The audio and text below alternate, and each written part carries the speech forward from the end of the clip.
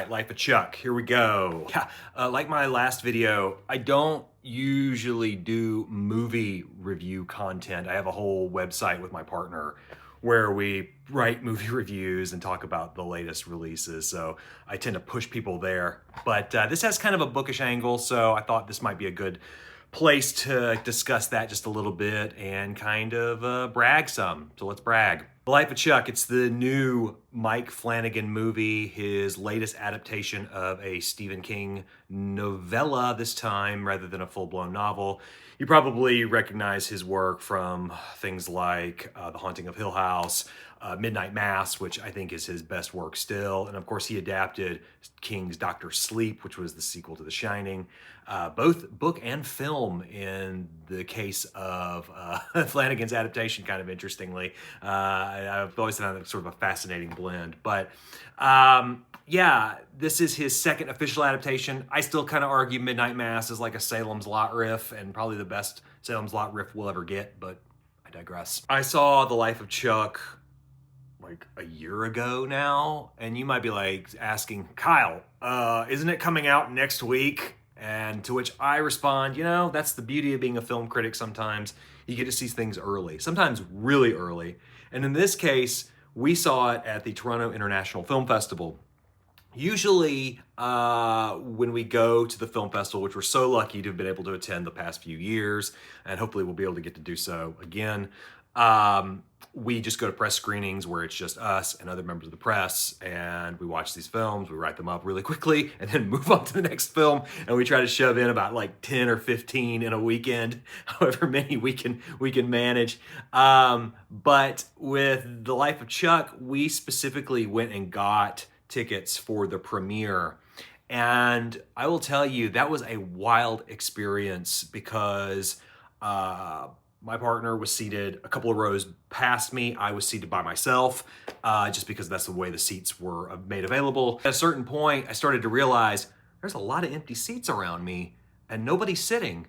What's going on? And I started to get nervous because I started thinking, oh no, I might be seated next to like people who are in this movie.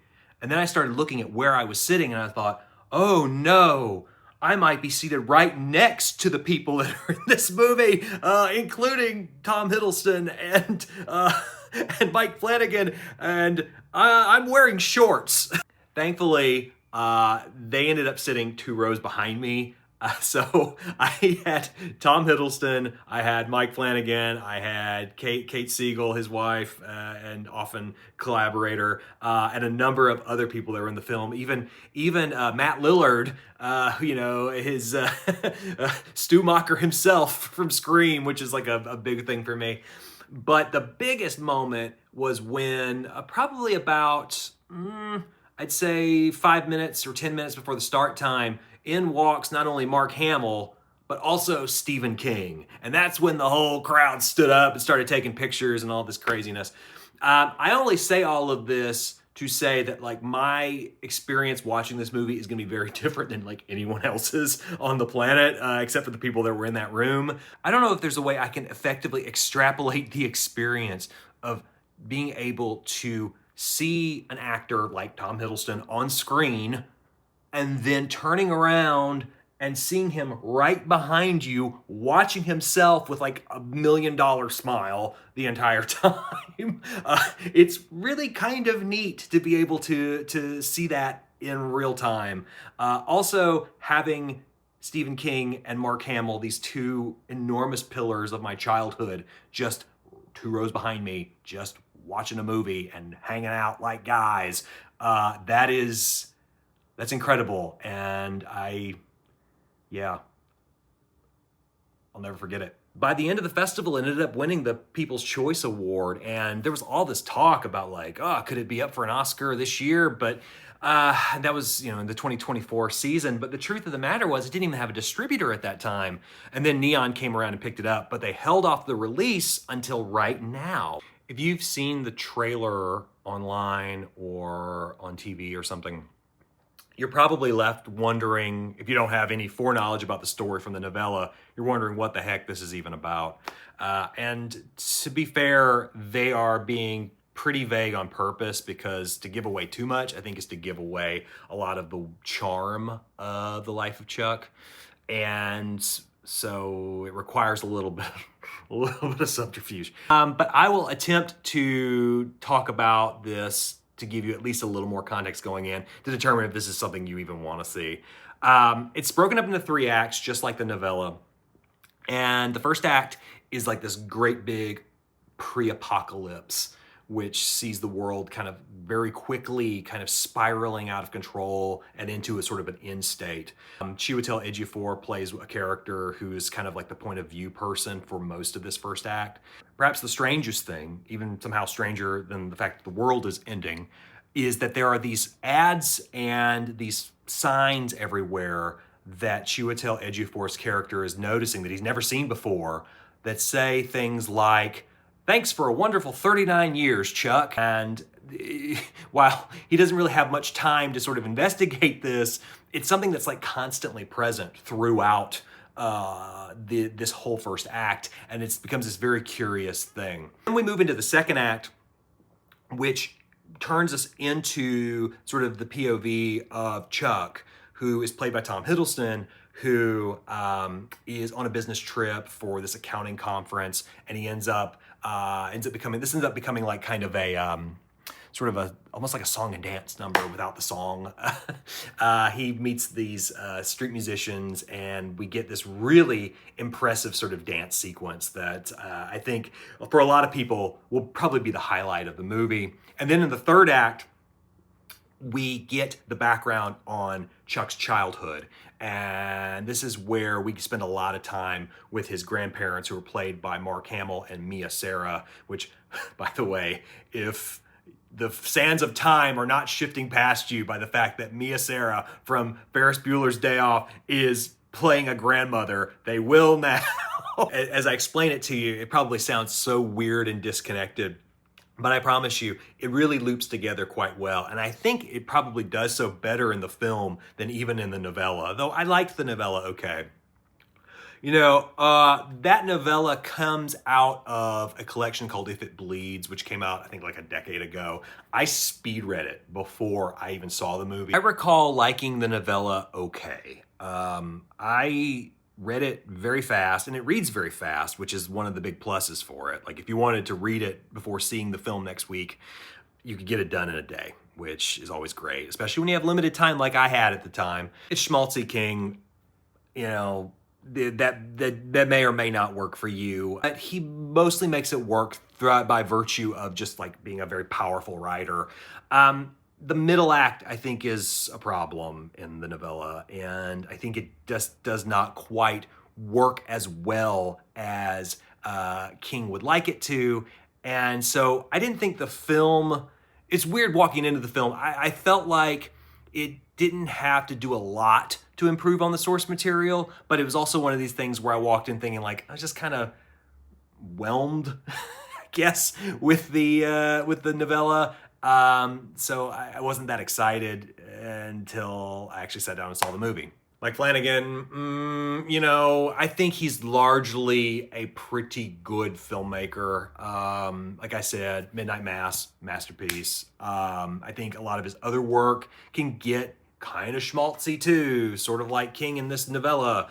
I think The Haunting of Hill House has a lot of great scares, a lot of ingenuity in terms of its set design and art direction and where those ghosts are all hidden. But it also has some writing that's a lot like This Is Us, but The Life of Chuck.